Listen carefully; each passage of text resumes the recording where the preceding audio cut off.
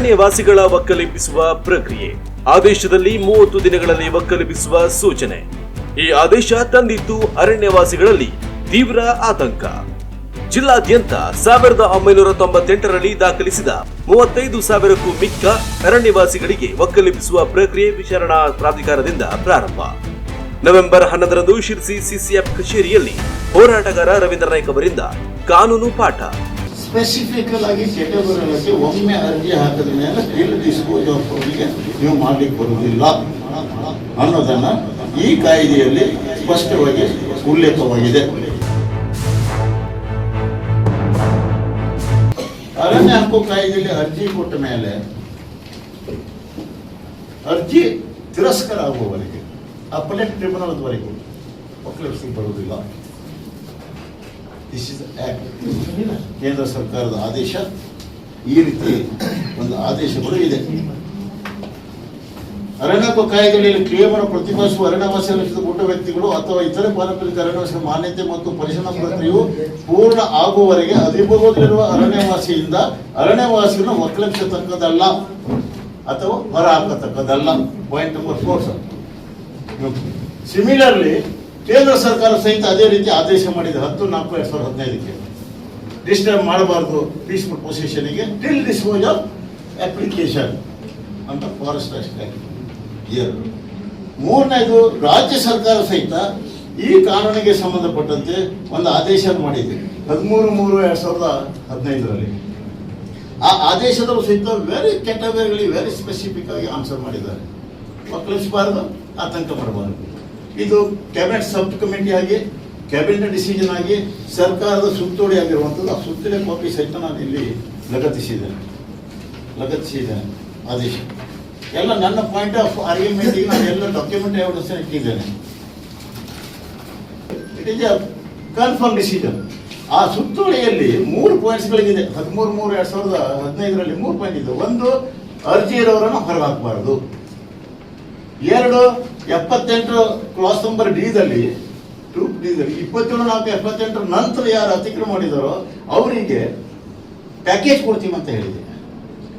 Package 27/4/98 ನಂತರ 3 ಎಕರೆವರೆಗೆ ಒತ್ತುವರಿ ಮತ್ತು ಅಥವಾ ಪಟ್ಟಾ ಭೂಮಿ ಸೇರಿ ಅರಣ್ಯ ಒತ್ತುವರಿ ಮಾಡಿರುವಂತಹ ಒತ್ತುದಾರರಿಗೆ ಪುನರ್ವಸತಿ ಮತ್ತು ಪುನರ್ವ್ಯವಸ್ಥೆ ಪ್ಯಾಕೇಜ್ ಕಲ್ಪಿಸುವ ಬಗ್ಗೆ ಸರ್ಕಾರ ಹಂತ ಪರಿಶೀಲನೆ ಇದೆ.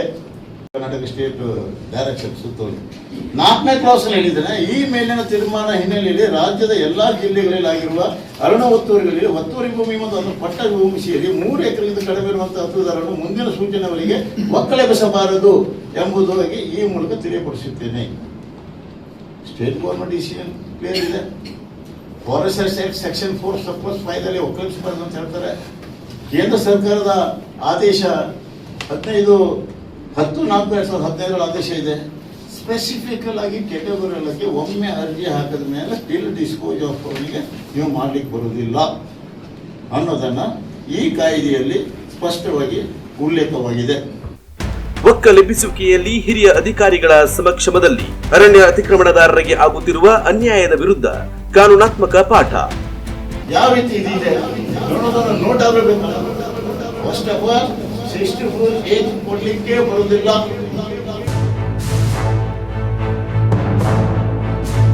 ಅದೇ ರೀತಿಯಾಗಿ ಸುಪ್ರೀಂ ಕೋರ್ಟ್ನಲ್ಲಿ ವೆರಿ ರಿಮಾರ್ಕೆಬಲ್ ಜಡ್ಜ್ಮೆಂಟ್ ಆಯಿತು 28/2/2019ಕ್ಕೆ. ಪಾಯಿಂಟ್ ನಂಬರ್ 7 ಸರ್, ಅದು ವಾರ್ಡ್ ಕಾಪಿಯಲ್ಲಿ ಇಟ್ಟಿದ್ದಾನೆ. ಡಾಕ್ಯುಮೆಂಟ್ಸ್ ನಂಬರ್ 3 ಅಂತ ಇದೆ ಸ್ವಾಮಿ ಇಲ್ಲಿ. ಪಾಯಿಂಟ್ ನಂಬರ್ 3 ನೋಡ್ಬೋದು. ಪಾಯಿಂಟ್ ನಂಬರ್ 3 ನನ್ನ ಮೆಮೊರಂಡಮ್ದಲ್ಲಿ supreme court case number writ petition civil 109/2008 ಆದೇಶದಲ್ಲಿ 28/2/2019 ಆಲ್ ಓವರ್ ಇಂಡಿಯಾದಲ್ಲಿ ಒಕ್ಕಲೆಬ್ಬಿಸಬೇಕಂತ 13/2/2019 ಆದೇಶ ಆಗಿತ್ತು. ಅದನ್ನು ಸ್ಟೇ ಮಾಡಿರುವಂಥ order historic judgement by the central government affidavit filed by the in front of Supreme Court. 28/2/2019 ಆದಾಗ ಸುಪ್ರೀಂ ಕೋರ್ಟ್ ಏನು ಡೈರೆಕ್ಷನ್ಸ್ ಕೊಟ್ಟಿದೆ ಅಂತ ಹೇಳಿದ್ರೆ ಆರ್ಡರ್ ಪೋರ್ಷನ್ಸ್ ಅಲ್ಲಿ paragraph 5 page let the state government also clarify what is the process to be followed for the eviction after the rejection order have been passed. Supreme court directions ಕೊಟ್ಟಿದೆ. Final order eviction ಆರ್ಡರ್ದಲ್ಲಿ stay ಮಾಡಿದಾಗ ಹೇಳಿದೆ. ಏನು ಹೇಳಿದ್ದೆ? followed for the eviction after rejection orders have been passed. ಆದ್ದರಿಂದ ಅರಣ್ಯ ಹಕ್ಕು ಕಾಯ್ದೆಯಲ್ಲಿ ನೀವು 64 ಅಂತ ಏನು ನೋಟಿಸ್ ಕೊಡ್ತಿದ್ರಿ 3000 ಕುಟುಂಬಗಳಿಗೆ, ಅದು ಇಲ್ಲಿಗಲ್. ನನ್ನ ಮಾತು ಮುಂದೆ ತಾವು ಉತ್ತರ ಕೊಡಿ, ಅದಕ್ಕೆ ಏನು ಎಕ್ಸ್ಪ್ರೆಷನ್ ಬೇಕೋ ಕೊಡ್ತೇನೆ. ನನ್ನ ಪ್ರಶ್ನೆ ಏನಂತ ಹೇಳಿದ್ರು ಸ್ವಾಮಿ, ಬಂದ ಮೇಲೆ ಫಾರೆಸ್ಟ್ ರೈಟ್ಸ್ ಆ್ಯಕ್ಟ್ ಬಂದ ಮೇಲೆ ಸೆಕ್ಷನ್ 4+1 ಹೇಳಿದ್ದಾರೆ, not standing anything contains any law for the timing in force. It is a superior act. FRA, it is a superior act. ಅದು ಬಂದ ಮೇಲೆ ಯಾವ ರಾಜ್ಯ ಸರ್ಕಾರದ ಕಾನೂನು ಇರ್ಬೋದು, ಯಾವುದಿರ್ಬೋದು ಇಂಟರ್ಫಿಯರ್ ಮಾಡಲಿಕ್ಕೆ ಅವಕಾಶ ಇಲ್ಲ, ಪ್ರೊವಿಷನ್ಸೇ ಇಲ್ಲ ನಿಮಗೆ. ಫಸ್ಟ್ ಆಫ್ ಆಲ್ ನಾನು ನೇರವಾಗಿ ಪ್ರಶ್ನೆ ಕೇಳ್ತದೆ, debatable questions, not a questions to your positions or power. Debatable. ನಿಮ್ಗೆ ಅಧಿಕಾರ ಕೊಟ್ಟವ್ರು ಯಾರಪ್ಪ? 64 ಇದ್ದಾರೆ. ಯಾರು ಕೊಟ್ಟವ್ರು? ಯಾರು ಬೇಕಲ್ಲ, ಡಿಸಿಷನ್ ಆಗಬೇಕಲ್ಲ. 64 ಪ್ರೊಸೀಡಿಂಗ್ಸ್ ಮಾಡಲಿಕ್ಕೆ FRA ಇದ್ದಾಗ all contents regarding the FRA ಕರ್ಮಾಯ್ತು. ನಿಮಗೆ ಮಾಡಬೇಕು ಅನ್ನೋದಿದ್ರೆ as per the monitoring committee, central tribal affairs ministry, central government or state authority, ರಾಜ್ಯ ಅರಣ್ಯ ಹಕ್ಕು ಸಮಿತಿಯ ಚೀಫ್ ಸೆಕ್ರೆಟರಿ ಅಧ್ಯಕ್ಷರುವಂಥದ್ದು ಅದರೊಳಗೆ ಆಗಿರಬೇಕು. ಇಲ್ಲ ಸಮ್ ಡೈರೆಕ್ಷನ್ಸ್ ಬರಬೇಕು ಅಥವಾ ಯಾಕೆ ಹೇಳಬೇಕು. ತಾವು ಹೇಳ್ತಾ ಇರೋದೇನೆಂದರೆ ತಮ್ಮ ವರ್ಷನ್ ಅದೇ ಈಗಲೂ ಇದೆ ಅಂತ ಗೊತ್ತಿಲ್ಲ. ಅರಣ್ಯ ಅರ್ಜಿ ಹಾಕ್ತೇವೆ, ನಾವು ಆರ್ಡರ್ ಮಾಡ್ತೇವೆ, ಇಲೆಕ್ಷನ್ ಮಾಡೋದ್ರಲ್ಲ. What is meant by? ಹಂಗಾರೆ ಸುಪ್ರೀಂ ಕೋರ್ಟ್ಗೆ ಆದೇಶ ಯಾಕೆ ಮಾಡಬೇಕಾಗಿತ್ತು? ಆರ್ಡರ್ ಸಿಕ್ಕಲ್ಲಿ ಯಾವ ನಿಮ್ಮ ಪ್ರಿಜಂಪ್ಷನ್ ನಿಮ್ದು ಅರ್ಥ ಆಗೋದಿದ್ರೆ let the state government also clarify.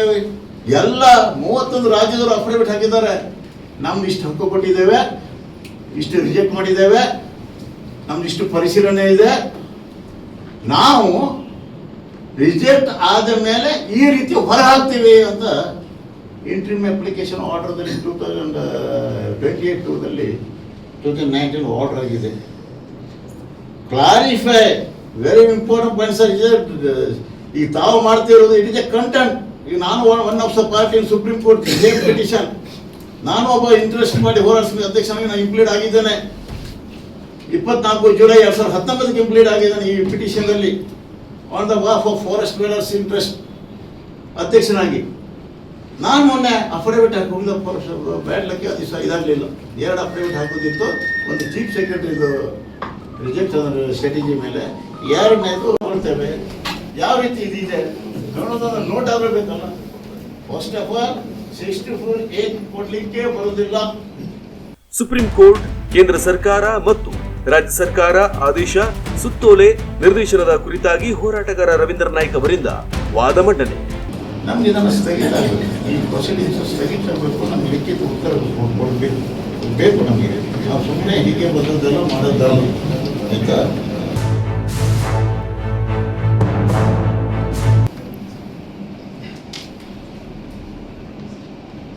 Important ವಿಷಯ ಮೇಡಮ್, ನಾವು ಸುಮ್ಮನೆ ಹೋಗ್ಲಿಕ್ಕೆ ಬಂದಿಲ್ಲ. ನಮಗಿಲ್ಲಿ ಜಡ್ಜ್ಮೆಂಟ್ ನಮ್ಗೆ ಸರಿಯಾದ ಆರ್ಡರ್ ಸಿಕ್ತು ಉಳಿತೇವೆ, ಇಲ್ಲ ನಾವು ರಾತ್ರಿ ಬೆಳೆದವ್ರು ಇಲ್ಲೇ ಉಳಿತೇವೆ. ನಾಳೆ ತನಕ ಇಲ್ಲೇ ಇರ್ತೇವೆ, ನಾಳೆ ರಾತ್ರಿ ಎಲ್ಲರೂ ಬೆಂಗಳೂರು ಹೋಗ್ತಿದ್ದೇವೆ ವಿಧಾನಸೌಧದಲ್ಲಿ ಅಲ್ವಾ? ಬದುಕಿನ ಪ್ರಶ್ನೆ ಇದ್ದೇವೆ ನಾವು. ಆಯುಷ್ಯದಲ್ಲಿದ್ದೇವೆ, ಐಸಿಯುದಲ್ಲಿ ಇದ್ದೇವೆ. ಅದು ನಮ್ಗೆ ಏನು ಹೇಳೋದು ಮನೆಯಿಂದ ತೀರ್ಮಾನ ಆಗಿಬಿಡ್ಲಿ ಅಂತ ಹೇಳೋದು ಇದ್ದೇವೆ.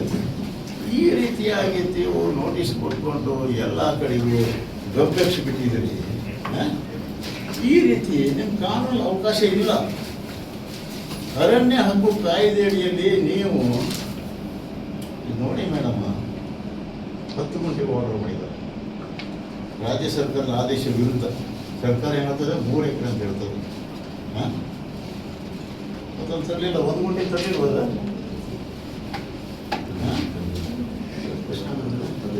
ಒಂದೇ ಆರ್ಡರ್ ಕಾಪಿ ತಂದಿರಿ, ಒಂದೇ ಪ್ರತಿಬದ್ಧ 2 ಕಾಪಿ ಇದೆ.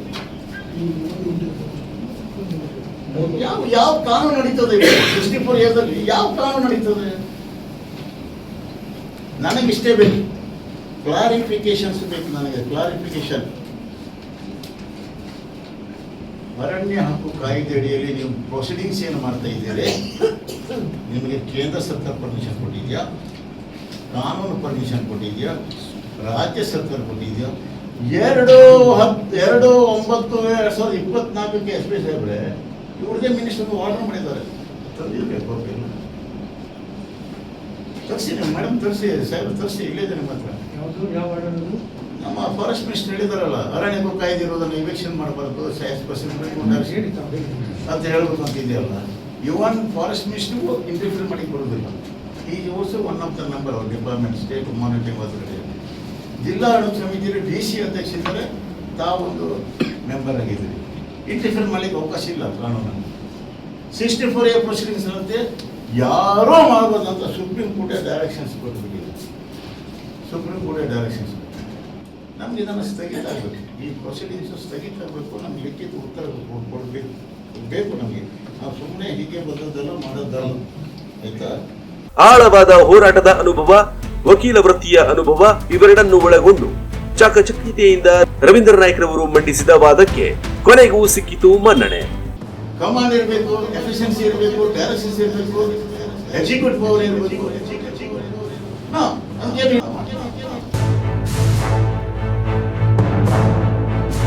ಇನ್ನೊಂದು ವಿಷಯ ಏನಂತ ಹೇಳಿದ್ರೆ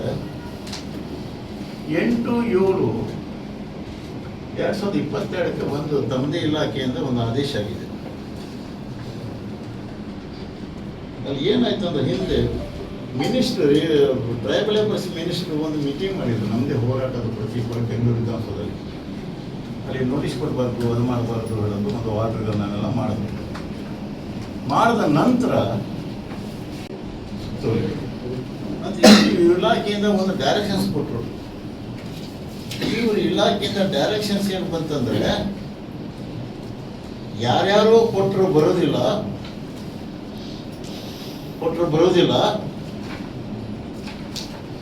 8/7/2022 ಅರಣ್ಯ ಹಕ್ಕು ಕಾಯ್ದೆ ಮತ್ತು ತಿದ್ದುಪಡಿ ಅನುಷ್ಠಾನದ ಕುರಿತು ಸರ್ಕಾರದ ಮಟ್ಟದಲ್ಲಿ ನಿರ್ದೇಶನವಾಗಬೇಕಾಗಿದೆ. ಸರ್ಕಾರ ಮಟ್ಟದ ನಿರ್ಧಾರ ಆಗಬೇಕಾಗಿದೆ. ಸರ್ಕಾರದಿಂದ ಸ್ಪಷ್ಟೀಕರಣ ಹಾಗೂ ನಿರ್ದೇಶನ ನೀಡುವವರೆಗೆ ಉಲ್ಲೇಖ ಪತ್ರ ಪಡೆಯಲಿಲ್ಲ. ಅಂದ್ರೆ ಯಾರಿಗೂ ಅಧಿಕಾರವಿಲ್ಲಂತೆ ಯಾವುದೇ ರೀತಿ ಇಂಟರ್ಫರೆನ್ಸ್ ಮಾಡಲಿಕ್ಕೆ ಬರೋದಿಲ್ಲ.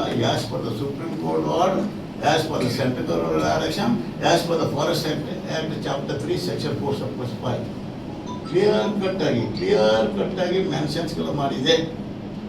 ಈಗ ನೀವು 64A ಪ್ರೊಸೀಡಿಂಗ್ಸ್ ಮಾಡಿದಾಗೈತ್ರಿ ಅಂತ ಹೇಳಿದ್ರೆ ನಿಮ್ಗೆ ಯಾವ ಡೈರೆಕ್ಷನ್ಸ್ ನೀವು ಮಾಡಿದ್ರಿ? ಯಾಕಂದ್ರೆ ಸರ್ಕಾರಗಳ ನಿರ್ಧಾರ ಬಂದಿಲ್ಲ. ನಾನು ಓದ್ದೆ ಅಲ್ಲ, ಇನ್ನೂ ಸ್ಪಷ್ಟ ಸರ್ಕಾರ ಮಟ್ಟದಲ್ಲಿ ಚರ್ಚೆ ಇದೆ. ನೀವು ಹ್ಯಾಂಗೆ ನಡೆಸ್ತಾ ಇದ್ದೀರಿ? ನೀವು ಸ್ಪಷ್ಟೀಕರಣ ಇಲ್ಲದೆ ಇದ್ರ ಬಗ್ಗೆ ಯಾವುದೇ ನಿರ್ದಿಷ್ಟವಾದ ಆದೇಶವನ್ನು ನಾವು ಕೊಡದೆ ನಮಗಿದನ್ನು ಈ ಪ್ರೊಸೀಡಿಂಗ್ಸನ್ನು ಸ್ಟೇ ಮಾಡಬೇಕು ಮತ್ತು ಇದು ಯಾವುದನ್ನು ನೀವು ಲಿಖಿತವಾಗಿ ಘೋಷಣೆ ಮಾಡಬೇಕು.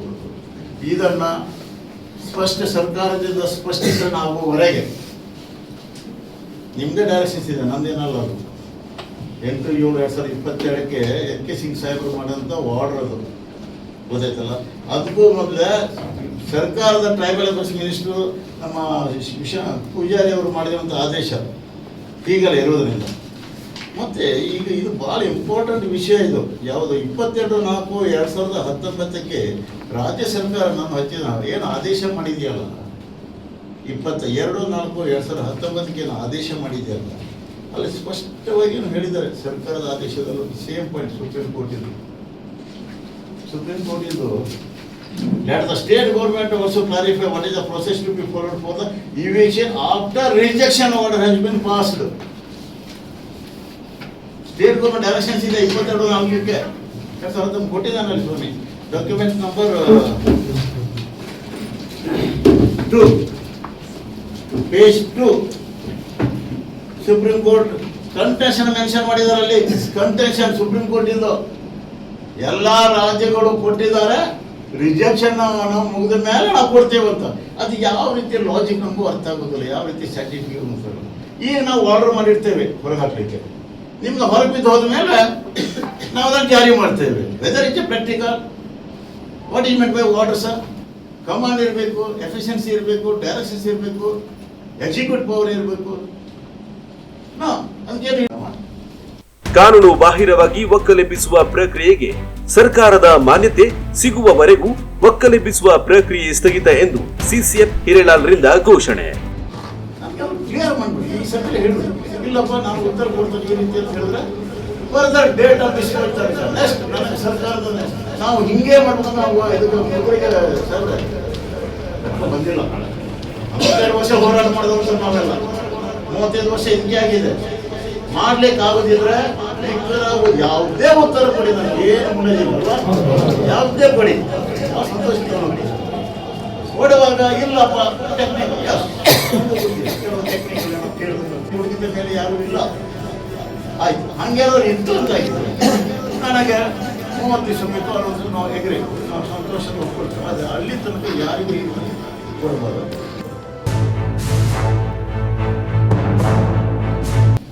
ಮೇಡಮ್, ನಾನು ಏನು ನಮ್ಮ ಸರ್ಕಾರ ರಾಜ್ಯ ಸರ್ಕಾರದ ಆದೇಶವನ್ನು ಕೊಟ್ಟೇ ಅಲ್ಲ, ಡಾಕ್ಯುಮೆಂಟ್ಸ್ ಒಂದಂತ ಕೊಟ್ಟಿದೆಯಲ್ಲ, ಇವರು ಈ ವಾರ್ಡ್ರದಲ್ಲೆಲ್ಲ ಮಾಡಿದ್ದಾರೆ.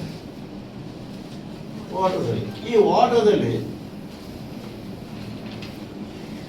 ಏನು ಮಾಡ್ತಾರೆ ಅಂದ್ರೆ ಇವರು ವಾರ್ಡ್ರು ಕರ್ನಾಟಕ ಅರಣ್ಯ ಕಾಯ್ದೆ 1963 ಸೆಕ್ಷನ್ 64A ಪ್ರಕಾರ ಈ ಕೆಳಗೆ ಸಹಿ ಮಾಡಿದವರಿಗೆ ಪದೋತ್ತರ ಅಧಿಕಾರದ ಮೇರೆಗೆ ಕಾರವಾರ ಗೋಪಿಶೆಟ್ಟ ವಲಯ ಗೋಟೆಗಾಳಿ ಶಾಖೆ ಗೋಟೆಗಾಳಿ ಗಸ್ತಿನ ಗೋಟೆ ಸರ್ವೆ ನಂಬರ್ ಸ್ವಯಂ ಸೋದರ ಆರಂಭಿಸಿದಲ್ಲಿ ಲಕ್ಷ್ಮೀ ವಿಟೋಬ್ ದನಕರ್ ಸ್ವಯಂ ಸೋ ಅಧಿಕೃತ ಅಧಿಕಾರಿ ಒತ್ತುವರಿ ಸಾಧನಪಡಿ ಈ ಮುಂದಿನ ಅನುಸೂಚನೆಯಲ್ಲಿರುವ ಒಟ್ಟು 10 ಗುಂಟೆ ಅರಣ್ಯ ಪ್ರದೇಶವನ್ನು ಮತ್ತು ಅದರ ಗಿಡ ಮರಗಳನ್ನು ತಮ್ಮ ಸ್ವಂತ ವೆಚ್ಚದಿಂದ ಜವಾಬ್ದಾರಿಯಿಂದ ತೆರವುಗೊಳಿಸಲು ಮತ್ತು ಈ ಆದೇಶ ಹೊರಡಿಸಿದ ದಿನದಿಂದ 30 ದಿನದೊಳಗೆ ಸದರಿ ಅರಣ್ಯ ಪ್ರದೇಶವನ್ನು ಕರ್ನಾಟಕ ಅರಣ್ಯಕ್ಕಾಗಿ ವಶಪಡಿಸಿಕೊಳ್ಳಲು. ಇದು main part of the first portion of the word. In second part ಏನು ಹೇಳ್ತಿದ್ದಾರೆ ಅಂದ್ರೆ, ಒಂದು ವೇಳೆ ಸದರಿ ಒತ್ತುದಾರರು ನಿಗದಿಯ ಅವಧಿಯೊಳಗೆ ತಮ್ಮ ಸ್ವಂತ ವೆಚ್ಚ ಮತ್ತು ಜವಾಬ್ದಾರಿ ತೆರವುಗೊಳಿಸಲು ವಿಫಲವಾದಲ್ಲಿ ಸದರಿ ಒತ್ತುವರಿ ಪ್ರದೇಶದಲ್ಲಿರುವ ಎಲ್ಲಾ ಚರ ಮತ್ತು ಸ್ಥಿರ ಆಸ್ತಿಗಳನ್ನು ಕರ್ನಾಟಕ ಅರಣ್ಯ ಕಾಯ್ದೆ ಸೆಕ್ಷನ್ 64A ಪ್ರಕಾರ ಸರ್ಕಾರಕ್ಕೆ ಮುಟ್ಟುಗೋಲು ಹಾಕಿಕೊಳ್ಳಲಾಗುವುದು ಮತ್ತು ಸೆಕ್ಷನ್ 64A2 ಪ್ರಕಾರ ಒತ್ತುವರಿಯನ್ನು ತೆರವುಗೊಳಿಸಲು ಹಾಗೂ ಅರಣ್ಯ ಒತ್ತುವರಿ ಪ್ರದೇಶದಲ್ಲಿ ಮೂಲ ಸ್ಥಿತಿಗೆ ತರಲು ಎಲ್ಲಾ ಕ್ರಮ ಜರುಗಿಸಬೇಕು ಅಂತ ಹೇಳಿದ್ದಾರೆ. ಅಂದ್ರೆ ಒಂದೊಂದು ನೀವು ತೆಗೆದಿದ್ರೆ ನಾವು ತೆಗಿತೇವೆ, ನಾವು ತೆಗೆದ ದುಡ್ಡು ನಿಮ್ಮ ಹತ್ರ ವಸೂಲಿ ಮಾಡ್ತೇವೆ. ಮತ್ತೆ ನೆಲ ಸಮವಾಗಿ ನೀವು ಬಿಟ್ಟು ಹೋದ್ರಾಗಲಿಲ್ಲ, ಮನೆ ಮಠ ಎಲ್ಲ ಬಿಟ್ಟು ಹೋದ ಅದನ್ನು ಮತ್ತೆ ನೀವು ಸರಿಯಾಗಿ ಮಾಡಿಟ್ಟು ಹೋಗ್ಬೇಕು. ಮೂರನೇದು, ನಾವು ಮಾಡ್ತೇವೆ ಖರ್ಚು ಬಂತಂತ ನೀವು ಕೊಡಲಿಲ್ಲ ಅಂದ್ರೆ ನಿಮ್ಮಲ್ಲಿ ಕ್ರಿಮಿನಲ್ ಪ್ರೊಸೀಡಿಂಗ್ಸ್ ಅಂತ ಬೇರೆ ಪ್ರೊಸೀಡಿಂಗ್ಸ್ ಮಾಡ್ತೇವೆ ಅಂತ 3ನೇ ಕ್ಲಾಸ್. ಅಂದ್ರೆ ಅರಣ್ಯ ಹಕ್ಕು ಕಾಯ್ದೆ ಬಗ್ಗೆ ಅರ್ಜಿ ಹಾಕೊಂಡಿದ್ದಾನೆ, ಇದರ ಬಗ್ಗೆ ನಿಮ್ಮ ಆರ್ಡರ್ ಉದ್ದೇಶ ಇರುವುದಿಲ್ಲ. ರಾಜ್ಯ ಸರ್ಕಾರ 3 ಎಕರೆ ಹೊರಗೆ ಹಾಕೋದಿಲ್ಲ ಅಂತ ಹೇಳ್ತಾರೆ. ಆ 3 ಎಕರೆ ಹೊರಗೆ ಹಾಕೋದು ನೀವು 10 ಗುಂಟೆ ಇದೆ ಪುಣ್ಯಾತ್ಮ ನೀವು ಹೊರಗೆ ಹಾಕೋಕ್ಕೆ ಸರ್ಕಾರದ ವಿರುದ್ಧ ಆದೇಶ ಮಾಡ್ತಿದ್ದೀರಿ. 78 ನಂತರ ಅವರಿಗೆ ನಾವು ರಿಹ್ಯಾಬಿಲಿಟೇಷನ್ ಕೊಡ್ತೇವೆ, ಪ್ಯಾಕೇಜ್ ಕೊಡ್ತೇವೆ ಅಂತ. ಹಂಗಾದ್ರೆ ಸರ್ಕಾರ ವಿರುದ್ಧ ನೀವು ಕೆಲಸ ಮಾಡ್ತಿದ್ದೀರಲ್ಲ, ಹಂಗಾರೆ ಯಾವುದು ಫಿಸಿಬಿಲಿಟಿ ಅದು ಯಾವ್ದು ಲೀಗಾಲಿಟಿ ಯಾವ್ದು ಇದೆ ಈಗ? 98ನೇ ಇಸ್ವಿಲಿ ಮೇಡಮ್ ಸರ್ SP ಸರ್ 98ನೇ ಇಸ್ವಿಲಿ ಉತ್ತರ ಕನ್ನಡದಲ್ಲಿ 35,000 ಅರಣ್ಯವಾಸಿಗಳಿಗೆ ಕ್ರಿಮಿನಲ್ ಕೇಸ್ ಹಾಕಿದ್ದಾರೆ. Trespass and 24 section ABC 73B ಅಡಿ 35,000 ಯಾವಾಗ 98 ಹಾಕಿದ್ದಾರೆ. ಇವತ್ತಿಗೆ 27 ವರ್ಷ ಆಯ್ತು. 98ರಲ್ಲಿ ಇವ್ರು ಹಾಕೋದು ಇವ್ರ ಇಲಾಖೆಗೆ ಏನೋ ಸ್ವಲ್ಪ ಗಟ್ಟಿತನ ಇತ್ತು ಅಂದ್ರೆ 27 ವರ್ಷದ ನಂತರ ಈಗ ಇವಿಷನ್ ಪ್ರೊಸೀಡಿಂಗ್ಸ್ ಕಟ್ಟಗಳು. ಆವಾಗ ನೆಟ್ಟ 98 ನೆಟ್ಟದ ಗಿಡಕ್ಕೆ 27 ವರ್ಷ ಆಗಿದೆ. ಆವಾಗ ನೆಟ್ಟದ ತೆಂಗಿನ ಸಸಿಗೆ ಹೀಗಾಗಿದೆ. ಇಡೀ ಜೀವನದ ದುಡಿಮೆಯನ್ನು 27 ವರ್ಷದಲ್ಲಿ ಆ ಭೂಮಿಗೆ ಹಾಕಿದ್ದಾರೆ. ಈಗ ಇವರು ಇವಿಷನ್ ಪ್ರೊಸೀಡಿಂಗ್ 28 ನಂತರ 27 ವರ್ಷ ನಂತರ ಇವಿಷನ್ ಪ್ರೊಸೀಡಿಂಗ್ಸ್ ಯಾವುದ್ರ ಮೇಲೆ ಮಾಡ್ತಾ ಇದ್ದಾರೆ? FIR ಮೇಲೆ.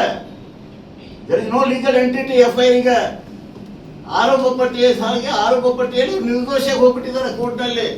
ಪುರಾವೇನೇ ಆಗಲಿಲ್ಲ FIR ಆರೋಪ ಪಟ್ಟಿ. 27 ವರ್ಷದ ನಂತರ FIR ಹಾಕಿರೋದಕ್ಕೆ ಏನಾದರೂ ಲೀಗಲ್ ಸೆನ್ಸಿಟಿವ್ ತಗೊಂಡು ಈ ರೀತಿ ಇವಿಕ್ಷನ್ ಮಾಡ್ಲಿಕ್ಕೆ ಬರ್ತದೆಯಾ? ಸಾಧ್ಯತೆ ಇಲ್ಲ. ಇದು ವಿಚಾರಗಳು ಆಗ್ಬೇಕಲ್ಲ. ಇಷ್ಟು ಗಂಭೀರ ವಿಚಾರಗಳು ಸರ್ಕಾರದವರು ಪರ್ಮಿಷನ್ ತಗೊಂಡಿದ್ದಾರ? FIR ಅರ್ಜಿ ತಗೊಂಡು ಈ ರೀತಿ ಆರ್ಡರ್ ಮಾಡಿ ಬರ್ತದೆಯಾ? ಇದ್ರಲ್ಲಿ ನಾವು ಈಗಲೇ ಹೋಗ್ಬಿಡು ಅಲ್ವಾ? ಹೋಗ್ಬಿಡು, ಪ್ರಶ್ನೆನೇ ಇಲ್ಲ. ಆದ್ರೆ ನಾವು ವಿಧಾನಸಭೆ ಕೇಳ್ತೇವೆ, ಈ ಕ್ಯಾಬಿನೆಟ್ ಮೀಟಿಂಗ್ ಇದೆ, ನಾವು ಇವಾಗ ಡಿಸೈಡೆಡ್, ಪ್ರಶ್ನೆನೇ ಇಲ್ಲ. ಹಾಗಾಗಿ ನಾನು ಭಾಳ ಡಿಬೇಟೇಬಲ್ ಆರ್ಗ್ಯುಮೆಂಟ್ ಮಾಡೋದಿಲ್ಲ. ನಾನು ಇನ್ನೊಂದ್ಸಲ ಕೋರ್ಟ್ನವರು ತಮ್ಗೆ ಹೇಳಿದೆ, ಇದು ಡಿಬೇಟೇಬಲ್ ಕ್ವಶನ್ಸು. ಕೆಲವೊಂದು ಪ್ರಶ್ನೆಗಳು ನಾನು ಬಂದಾಗ ಕೇಳಿದಾಗ ನನಗೂ ಸ್ವಲ್ಪ ಅಂತಂದ್ರೆ ಮತ್ತೆ ಶಬ್ದನೂ ಹೇಳಿದೆ ನಾನು 35 ವರ್ಷ ವಕಾಲತ್ತು ಮಾಡಿದಾಗಿಂದ ನಾನು ಈ ಕೋರ್ಟಿಗೆ ಬರ್ತಾ ಇದ್ದೇನೆ ಅಂತ ಹೇಳಿದೆ. ಈಗ ನಾನು ಕೇಳ್ತಿರೋದು ಇಷ್ಟೇ, ಭಾಳ ಡಿಸ್ಕಷನು. ನಮಗೆ ತಕ್ಷಣ 64A ಪ್ರೊಸೀಡಿಂಗ್ಸನ್ನು ಸ್ಟಾಪ್ ಮಾಡಬೇಕು, ಇಲ್ಲ ನಮ್ಮ ಮೇಲ್ ನಾನು ಇಷ್ಟೆಲ್ಲ ಕೊಟ್ಟಿದ್ದೇನೆ. ಆ್ಯಕ್ಚುಲಿ ನೀವು ಈಗಲೇ ಆರ್ಡರ್ ಬಂದು ಲೆಟರ್ ಕೊಟ್ಟು ಕಳಿಸ್ಬೇಕು ನಮಗೆ, ಅಷ್ಟು ಲೀಗಲ್ ಸ್ಪೆಷಲ್ ಕೊಟ್ಟಿದ್ದಾರೆ ಸರ್. ಇಲ್ಲ ನಾವು ಮೇಲ್ ಕೇಳಬೇಕು, ಕೆಳಗೆ ಕೇಳಬೇಕು, ಅವ್ರಿಗೆ ಕೇಳಬೇಕು, ಇವ್ರು ಕೇಳಬೇಕು ಅಂತ ಆಗಿದ್ರೆ ಎಷ್ಟು ದಿವಸ ಬೇಕು ನಿಮಗೆ ಲಿಖಿತ ಉತ್ತರ? 30 ದಿವಸ ಬೇಕಾ, 60 ಬೇಕಾ? ಒಂದೇ ನಾವು ಒಂದು ದಿವಸ ಕೂತ್ಕೊಳ್ತೇವೆ. ಇಲ್ಲ ಅಲ್ಲಿ ತನಕ ನೀವು ಪ್ರೊಸೀಡಿಂಗ್ಸನ್ನು ಸ್ಟೇ ಮಾಡಿ.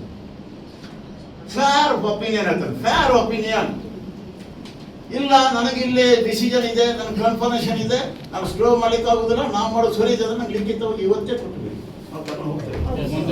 ನಾವು ಸುಮ್ಮನೆ ನಿಮ್ಮ ಆಫೀಸಿಗೆ ಬಂದು ಆ ಹೆಂಗಸರು ಮಕ್ಕಳು ಕೂತ್ಕೊಂಡು ಅಲ್ಲಿ ಸುಮ್ಮನೆ SP ಸಾಹೇಬರಿಗೆ ನಮ್ಮ ಬಿಸ್ತಲ್ಲಿ ನಿಂತ್ಕೊಂಡು ಪಾಪ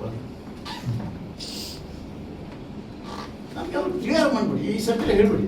ಇಲ್ಲಪ್ಪ ನಾನು ಉತ್ತರ ಕೊಡ್ತೇನೆ ಈ ರೀತಿ ಅಂತ ಹೇಳಿದ್ರೆ ಫರ್ದರ್ ಡೇಟ್ ಆಫ್ ಡಿಸ್ಪೋಸ್ ತನಕ ನೆಕ್ಸ್ಟ್ ನನಗೆ ಸರ್ಕಾರದ ನಾವು ಹಿಂಗೆ ಮಾಡ್ಕೊಂಡು ನಾವು ಇದಕ್ಕೆ ಕುದುರೆಗೆ ಸಾಹೇಬ್ರೆ ಬಂದಿಲ್ಲ. 52 ವರ್ಷ ಹೋರಾಟ ಮಾಡಿದಂತ ನಾವೆಲ್ಲ 35 ವರ್ಷ ಇದಕ್ಕೆ ಆಗಿದೆ. ಮಾಡ್ಲಿಕ್ಕೆ ಆಗೋದಿದ್ರೆ ನಿಖರ ಯಾವುದೇ ಉತ್ತರ ಕೊಡಿ, ನನಗೆ ಏನು ಮುನಜಿಲ್ಲ ಅಲ್ವಾ, ಯಾವುದೇ ಕೊಡಿ, ಭಾಳ ಸಂತೋಷ ಹೋಗ್ತದೆ. ಓಡುವಾಗ ಇಲ್ಲಪ್ಪ ಟೆಕ್ನಿಕಲ್, ಯಸ್ ನಮಗೂ ಗೊತ್ತಿದೆ ಕೆಲವು ಟೆಕ್ನಿಕಲ್ ನಾವು ಕೇಳಬೇಕು, ಹುಡುಗಿದ ಮೇಲೆ ಯಾರು ಇಲ್ಲ, ಆಯ್ತು ಹಂಗೇನಾದ್ರು ಇತ್ತು ಅಂತ ಆಗಿದ್ರೆ ನನಗೆ 30 ದಿವಸ ಬೇಕು, 60 ದಿವಸ ನಾವು ಎಗರೇಕು, ನಾವು ಸಂತೋಷದ ಒಪ್ಕೊಳ್ತೇವೆ. ಆದರೆ ಅಲ್ಲಿ ತನಕ ಯಾರಿಗೂ ಈ ರೀತಿ ಕೊಡಬಾರದು. ನಮ್ಮದು ಸರಿಯೋ ಅಥವಾ ನಿಮ್ಮದು ಸರಿಯೋ ಎಂಬ ಶಿರೋನಾಮೆಯ ಅಡಿಯಲ್ಲಿ ಹಮ್ಮಿಕೊಂಡಿದ್ದ ಸಮಾಲೋಚನಾ ಸಭೆಯಲ್ಲಿ ನಡೆದ ಗಂಭೀರ ವಾದ ಮಂಡನೆಯಿಂದ ಅರಣ್ಯವಾಸಿಗಳ ನಿಲುವೇ ಸರಿ ಎನ್ನುವ ಉತ್ತರ ದೊರಕಿರುವುದು ಅರಣ್ಯವಾಸಿಗಳ ಹರ್ಷೋದ್ಗಾರಕ್ಕೆ ಕಾರಣವಾಯಿತು. ನನಗೆ ಕ್ಲಿಯರ್ ಕಟ್ ಆನ್ಸರ್ ಬೇಕು. ಈಗಿನ ಕೊಟ್ಟಂತ ಮನವಿಗೆ ನಾನು ಉತ್ತರ ಕೊಡಿ, ಮಾಡ್ಲಿಕ್ಕೆ ಬರೋದಿಲ್ಲ, ಸ್ಟೇ ಮಾಡ್ತೇನೆ. ಇಲ್ಲ ಟೈಮಿಗೆ ನನಗೆ ಮೇಲ್ಮಟ್ಟದ ಅಧಿಕಾರಿಗಳು ನಾವು ತಗೊಳ್ಬೇಕು, ಆ ತಗೊಳ್ಳಿಕ್ಕೆ ನನಗೆ ಸ್ಟ್ಯಾಂಡ್ ಬೇಕು ಅಂತ ಅಲ್ಲಿ ತನಕ ಈ ಪ್ರೊಸೀಡಿಂಗ್ಸ್ ಅನ್ನು ಇಡೀ ಡೀಟೇಲ್ ಸ್ಟೇ ಮಾಡಿಸ್ತೇವೆ. ಇಷ್ಟೇ ನನ್ನ ತೀರ್ಮಾನ.